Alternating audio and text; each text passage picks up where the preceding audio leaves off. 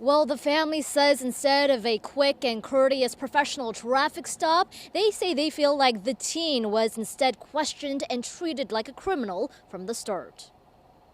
You will not be the judge and executioner on this property right here. The tense interaction was live streamed on Facebook for more than 30 minutes Sunday. Stacey Harvey Slocum, defending her 19-year-old son Tobias Eagle, says the aggressive face-off immediately started on the wrong foot due to racial profiling. She think he on probation or parole because he's another black man.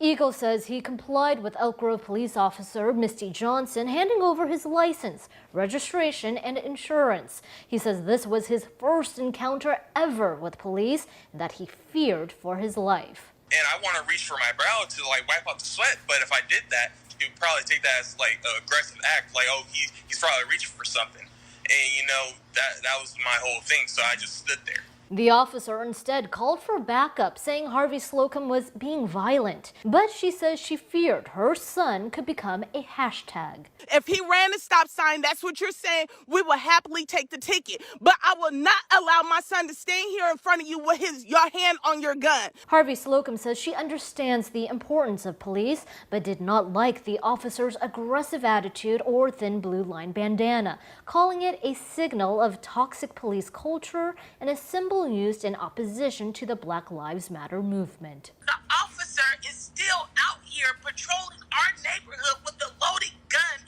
with that same mind frame. The family is demanding she be fired on top of an apology. So that means nothing unless officers independently are being held accountable, and America is tired of it.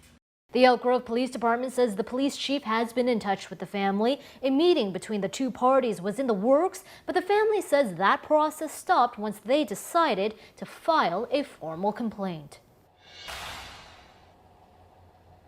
And the mayor, a mayoral candidate, and the police chief again reached out and met with this family. According to Harvey Slocum today also, 4 officers drove into their family's neighborhood but turned around after seeing a local TV news crew. She says that added to her fears of retribution for filing this complaint. So this story is far from over. Keep in mind that we do not know why the Elk Grove police officers were in her neighborhood today. The Elk Grove Police Department says it will release a statement about the incident soon.